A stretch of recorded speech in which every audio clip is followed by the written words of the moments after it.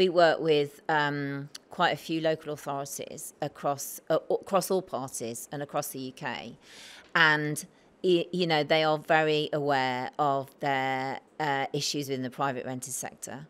Their issues are one of resource. There's a hell of a lot of people that find themselves accidental landlords, and a hell of a lot of people that go into renting properties out. And these authorities, where they have licensing schemes, we welcome it, and they work hard on enforcement. But with the resources they currently have, it's impossible for them to get round every property, though we would obviously like that. And we're campaigning and working with them, and we'll be part of the Renters Reform Bill to argue for them to have more resources for enforcement. It is a case that, as Lucy said, you know, and as I said, 1 in 8 properties are unsafe.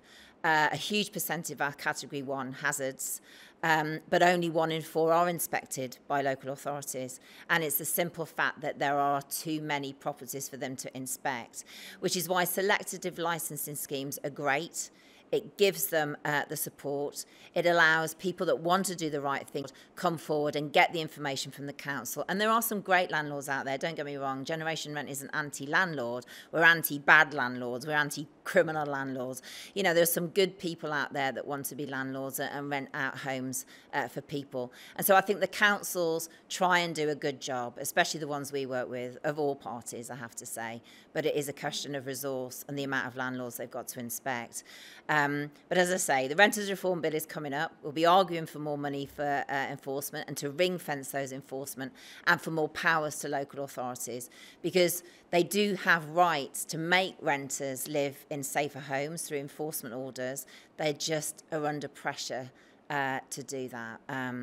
But we're hopefully working with them to make their lives a little bit better. So if there's any councillors here that want to talk to us or work with us, then please do. One issue that we've not covered, but you sort of build to let, because I think there's an issue about the right to dignity and respect, you know, because, you know, you'd have all seen that Lloyds are going to build, I don't know, 50,000 homes by 2030. You know, in theory, we could sit here and say, great, end to short-term tenancies, you know, end to repairs not being done on time, end to, like, you know, your outside space not being cared for, you know, but, you know, what I would personally be about, no poor door, no, you know, none of that, you know, too divisive, two-tier systems within those properties. And I think that goes for, you know, build to let as much as it goes for, you know, you're a home, if you've got an individual landlord, you know, your right to live in dignity and respect, and of course, safe, security and affordable. And on Sheila's points, definitely empty homes, 100%. And I've met a couple of times with Will, who's the Chief Executive of Action on Empty Homes, does a great job. And I think we do need to, we need to do more with them. And I think that, you know, the Labour Party would do good to do stuff with them too. And the best licensing schemes with in local authorities are those that do the training and the accreditation of landlords. There are some legitimate criticisms in that, you know, if they don't come to the training, you know, do they get fined? Do they get taken off the scheme? Not always, no. So there does need to be more joined up thinking, but we completely agree that you should put that as part of the package. As Carolyn said at the very beginning, you know, her experience is no one checked up on her. She wants to do the right thing, and most landlords do. You know, they are not criminals and they're not bad landlords. So training and accreditation would definitely be part of our agenda. And in terms of how it's implemented, that obviously might be more of a question for Lucy, but I would say the PRS needs a regulator. It needs it sooner rather than later. It needs to regulate rents. It needs to regulate standards. It needs to regulate landlords. I don't think we'll get that in scope in the Renters Reform Bill, but if we did, that would be all to the benefit.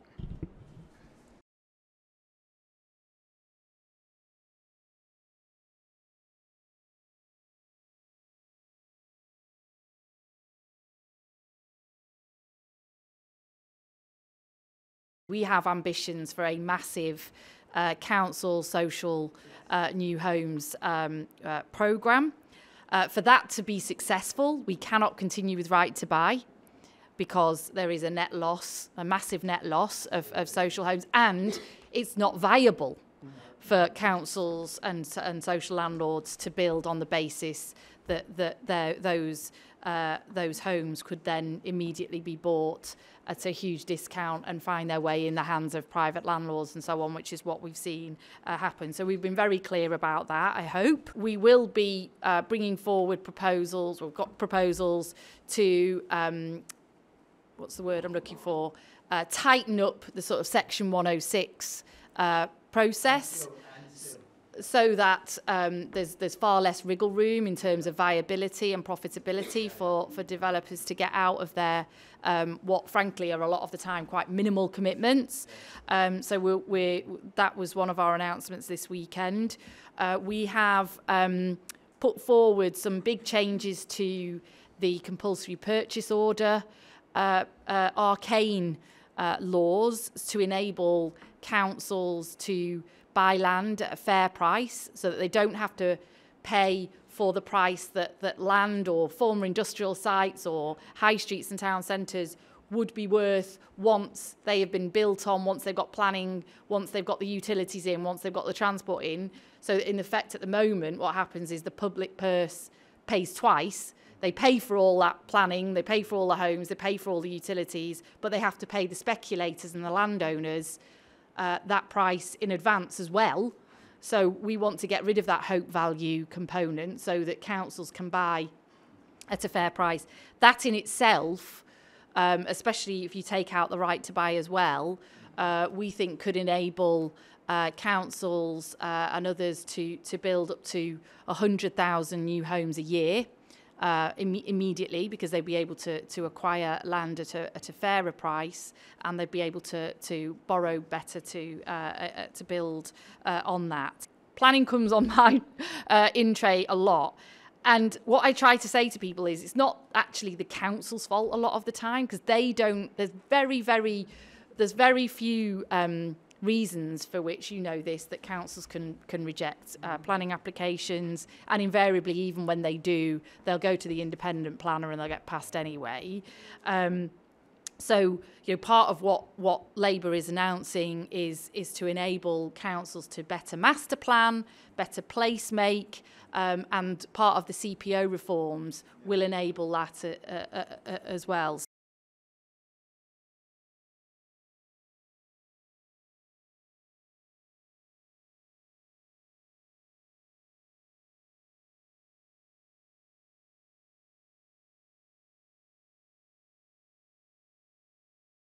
I completely agree with you about housing availability, being close to people, their community and so on. And obviously, especially in London, I think those trends are probably much higher than 1 in 4, I would think. And it is a form of social cleansing. There's no question about that. And I think that's partly because in London the sort of gaps between the haves and the have-nots are even greater, as the property market has just been ridiculous, hasn't it, over the last 20-25 years. It's kind of insane, really, what it costs to buy a property in London, and that's where we have the whole thing has just gone so wrong. And you're right to point out that really owning a home these days without some kind of inherited wealth or wealth passed on from those who've already got assets, your parents or something like that, is pretty much an impossible dream as well. And that's why the other part of my speech, which Roger hasn't read yet, but I did talk about home ownership as well, because that is part of the same jigsaw for in relation to the housing crisis. Not home ownership for the landlords and second homeowners, making that easier, but home ownership for ordinary working Londoners or ordinary working people who Labour represents, or we should represent, or about representing, the care workers, the delivery drivers, the electricians, for whom home ownership without some kind of inherited asset or gifted asset is really a pipe dream. And that should not be the case. That should be a cause for Labour, just as much as some of the other things that we push for. And so that's why we've talked about giving first-time buyers and local buyers first dibs on new developments, because the outrageous practice of developments being bought off-plan by overseas hedge funds and investors who often aren't buying it to be a nice landlord. They're not buying it to be a landlord. They're just buying it as a vacant capital asset to accrue, which, especially if you're in London or some of our cities, it does go up in capital value sort of greatly, such as and it's skewing the market even more. So, you know, we do have to be for ordinary homeowners as well, and I make no apology about that, and I don't see any contradiction in my values as Labour or what we stand for as Labour for that being part of what we're arguing for as well, and I'm sure you'll agree with that. And Lorna, firstly, thank you for your help in the compositing session that we were all in late on Saturday night, and for your constituency passing the motion about housing as a human right. I thought we got an excellent motion out of that session, and actually, you know, I thought the way in which everybody came together on it, just about at the end, you know, was really sort of powerful. And look, you're right. I mean, unless we win an election, we can't address these things in the way that we can. But, you know, I think having bold, big policies and a really strong agenda for me is part about is winning that agenda, is winning that next election. It's about what needs to be done anyway, but it's also about how we win the next election, because I really do believe that housing will be and is one of the central sort of political battlegrounds. And look, maybe in the meantime, probably will, Michael Gove and the Prime Minister will copy some of our big, bold ideas, because if once they see that becoming a big contested battleground for the next election, with Labour with big solutions and big ideas to address it, you know, because they'll wear any clothing required at any point, they may borrow some of those ideas. Obviously, I'd rather win the election. I'm sure we'll be able to do both, but we'll claim for it. But that's why, for me, policy, agenda, and having these big, bold ideas. I'm going to be working with Labour councils and others and Labour groups around the country to develop that further. You know, it is so important, because it changes the debate as well as helps us to win the election. And changing the debate is also what we're about as a movement, I think, as well. We get a lot of case studies and we work with them to get their stories out in the media and to help influence and shape public opinion. But we have mothers with kids who have been given Section 21 notices to leave their property, and they've got 8 weeks to go. They go to the council, there isn't any support for them because of the supply of housing and their lists. And their kids are at school. One case, we had her, you know, looked after her elderly mother. And yes, it was in southeast London, near where Roger is, because that's near where I live. And yet they're asking her to go to a completely different borough to live, and nowhere near the school catchment area, nowhere near her mother, nowhere near her work. But, you know, what can she do? Because, you know, she's been given a Section 21 and she's got 8 weeks to go, you know, and it happens all the time and we hear it all the time. So, you know, and it leads me to Lorna's point about what can you do while Labour isn't in power. Obviously for Generation Rent, and for, we've started, as Lucy referenced, a Renters Reform Coalition, and Jackie is here, Jackie Peacock, who I'm sure you all know from Advice for Renters, is part of that coalition. And, you know, we've got to put pressure on the government whenever the legislation comes. We want renters to rise up, if there's such a thing, you know, to email their MPs, to go to the surgeries, to, you know, to make a noise, to bring their case studies to the fore so we can get them in the media, we can shape public opinion, we can have an influence in the House of Lords, because that's where legislation in opposition is changed, because if you get some good positions in the House of Lords, maybe the government won't take them out in the ping pong process. So there is a chance with this legislation, if we all work together, to take that chance. And on your dodgy estate agent, we need those sort of stories, because we do get them in the media, and it really helps shape opinion. And we hear now, because of the issue about supply, estate agents are charging people to view properties. You know, because, yeah, we've heard that anecdotally, because the demand is so, you know, there's just a huge demand, and it's in the cities, you know, and again, it's a disgrace. So it is harder, obviously, with a Conservative government to get some of these social justice issues through, but we have to try. The Renters Reform Bill is coming. We all need to pull together. And that's what we're doing with a 20-strong organisation coalition that's got Generation Rent, Shelter, Crisis Citizen Advice, through to organisations that Jackie's run, because with strength, the unity is in our strength, really, or whatever the phrase is. But we need you all to help join with us to get some good positions through. And I know that obviously the Labour front bench will be doing everything they can to help with that in both houses.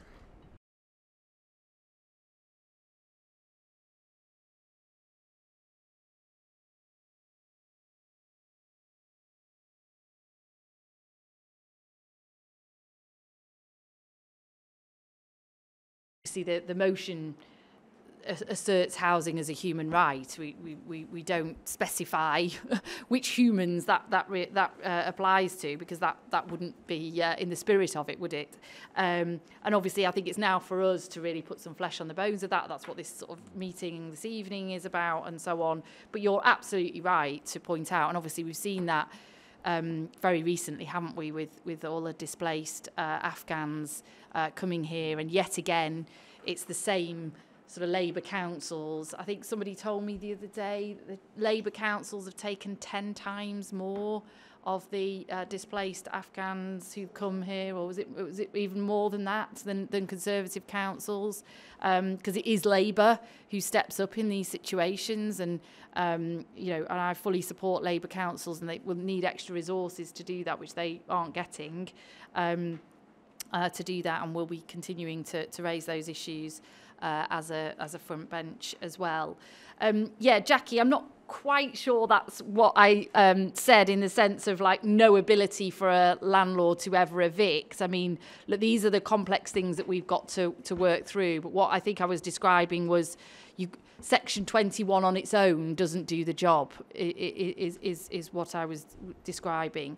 And I think it's, by the time things get to court, it's already gone horribly wrong for the tenant, if it's got to get to that point. It is a complex area, and it's one that we really do need to work through. And Generation Rent and Alicia and her team, are very, very good in giving me good advice and information and research on that. And we will have an opportunity when the legislation comes forward to really tackle some of these issues.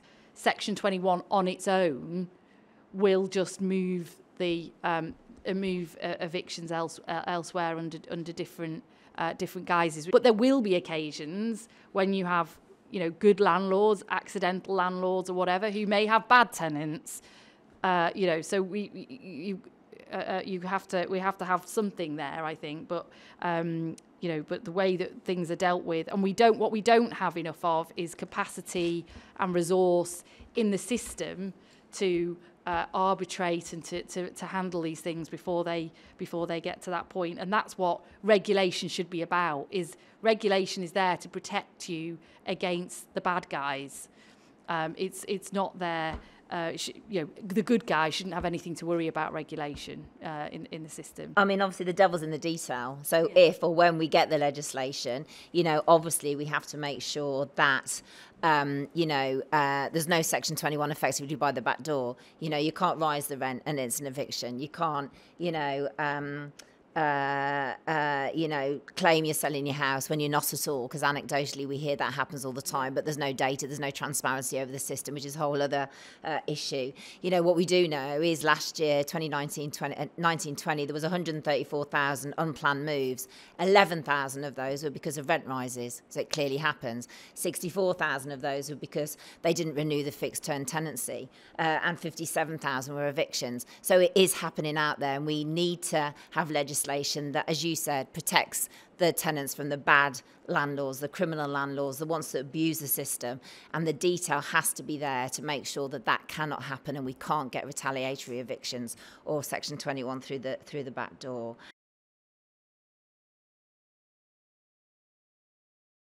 In Greater Manchester, ending rough sleeping and ending homelessness was the central issue of Andy Burnham's mayoral campaign when he first got elected 4 years ago, and that's why he's done so much on it. That's why he's made it a massive priority of his mayoral thing, because it was a really big issue of public concern at the time. There'd been a massive explosion in rough sleeping in Manchester over the preceding years, which brought great shame on the city, that we hadn't been able to deal with that. And Andy Burnham's done a really good job. He's not been able to eradicate it, because part of the problem is he doesn't have all the powers. He can deal with the symptoms, but he can't deal with the root causes. He doesn't have the powers to do that. And until we, and that's part of what this debate about housing as a human right is about.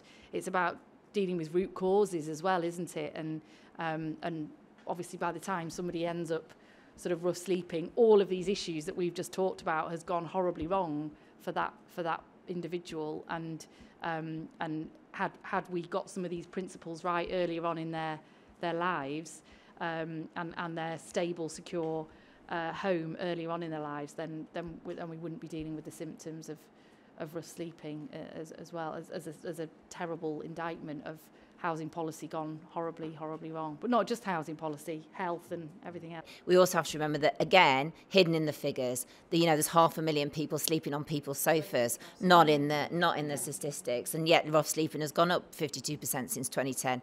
There's another 1.6 million of people who live with at least another adult because they can't afford to get out of that, either through rent or owning their own home. So it's a huge crisis out there, for everybody, really, because either your house prices are up or the rent's too high and you can't get out, or you can't get out of the cladding, or you're being evicted. So the work that you've done this week and the work that you're all going to go on to do together is so important. And as an organisation that represents private renters, we just want to say thank you and hope you'll be with us in the fight for the legislation with this government that we're going to have.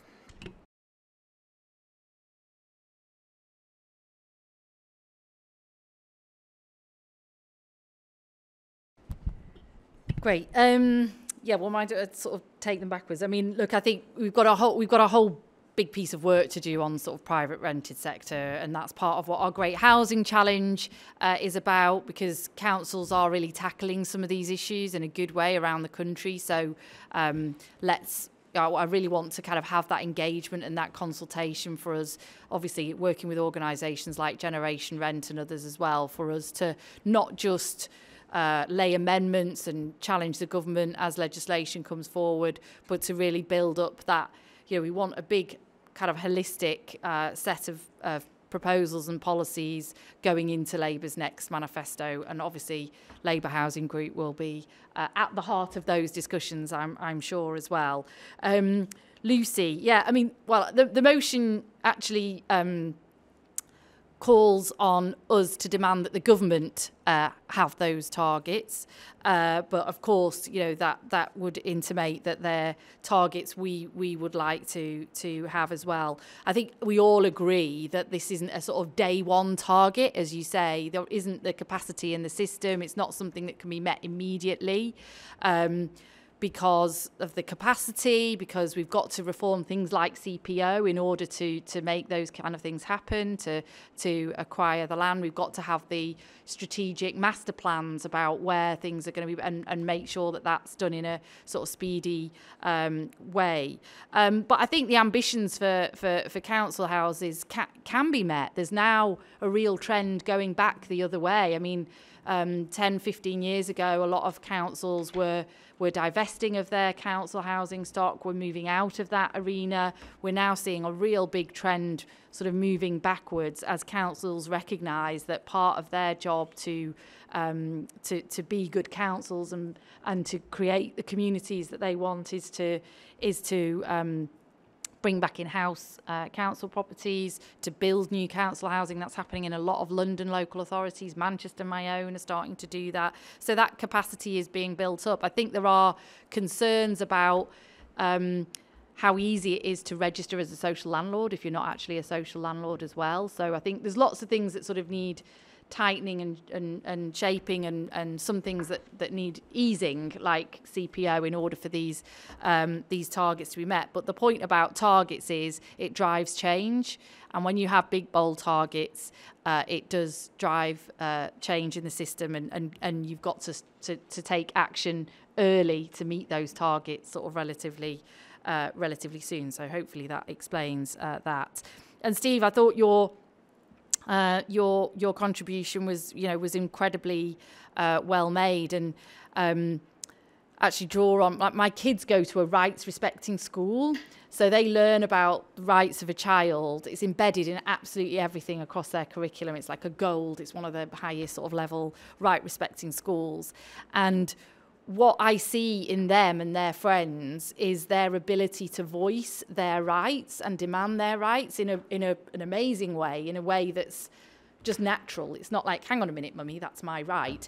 It's, it's really embedded in them. And I think we were talking about this earlier in a fringe earlier on. I'm so passionate about tenants, leaseholders, others having the right of recourse, having powers, having agency, having voice, because it's not just having regulation set upon high that will drive up quality, that will drive up security, that will drive up affordability, but it's about people, prospective tenants, renters, social tenants, as well as leaseholders and others who at the moment are, across the piece, are pretty voiceless, don't have any rights of recourse. There are either no organisations or toothless bodies that they can go to, and obviously via the law and legal aid is the very end of that, but there should be many other steps in between to give them recourse and power. And I think then you can, through that as well, really drive up standards and security in the system as well. And I think that's why the whole idea of housing as a human right, as you say, is so pivotal to that, because it's what flows from that, what really comes from that. And when everybody understands it, like my kids, they're able to articulate it and demand it, and then we all have to respond. Big thank you to our colleagues at the Labour Campaign for Human Rights, and huge thanks to our panel. Thank you.